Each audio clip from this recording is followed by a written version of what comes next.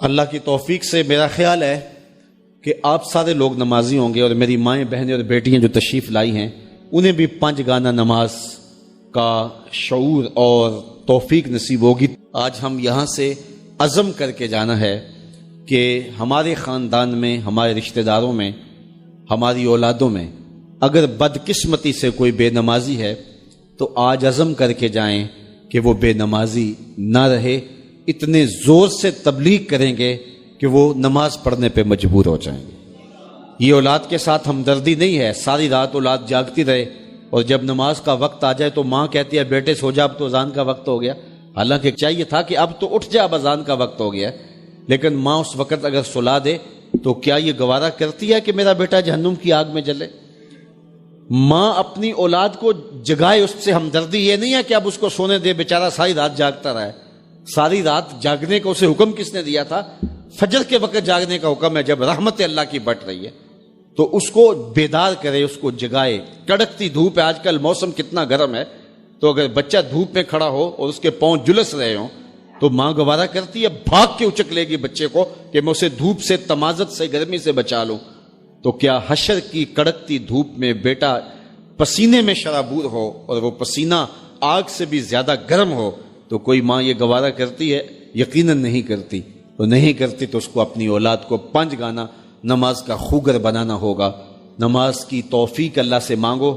آج کے اس اجتماع میں یہی پیغام ہے اور یہی دعوت ہے اور یہی قرآن مجید کی تعلیمات کا خلاصہ ہے۔ 1 بار نہیں، 2 بار نہیں، 10 بار نہیں، 20 بار نہیں، 100 بار نہیں، قرآن و حدیث کے اندر 750 مرتبہ نماز کا حکم آیا ہے۔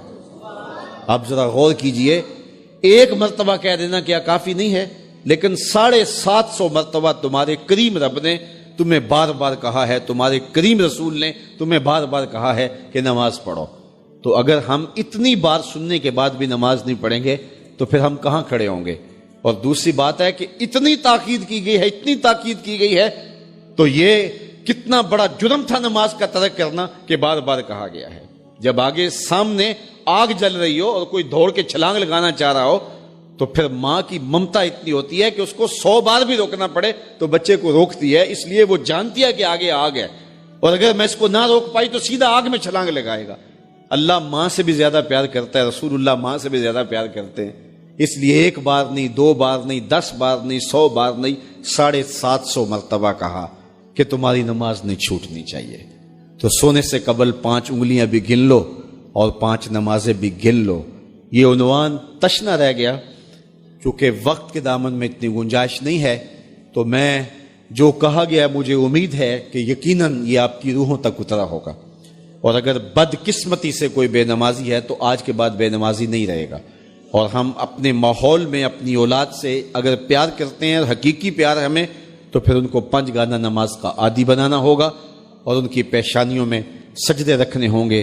اللہ مجھے آپ کو اپنی رحمتوں کے حصار میں رکھے۔ رسول کریم صلی اللہ علیہ وسلم نے ارشاد فرمایا، اگر تم میں سے کسی شخص کے دروازے کے سامنے سے نہر گزرتی ہو اور وہ دن میں 5 مرتبہ وہاں سے غسل کرتا ہو، صحابہ مجھے بتاؤ اس کے بدن پہ کوئی میل کچیل رہے گا؟ تو صحابہ نے عرض کی، اے اللہ کے رسول، اس کے بدن پہ کوئی میل کچیل نہیں رہ سکتا جو دن میں 5 مرتبہ غسل کرتا ہے۔ فرمایا یہ 5 نمازوں کی مثال ہے، جو 5 نمازیں پڑھتا ہے اس کے بدن پہ گناہوں کا میل نہیں رہتا ہے، اللہ اسے ستھرا کر دیتا ہے، اسے پاک کر دیتا ہے۔ ایک نماز سے لے کر دوسری نماز کا وقت، درمیان میں جتنا وقت ہے اس کے جتنے گناہ ہیں، دوسری نماز ان گناہوں کا کفارہ ہے۔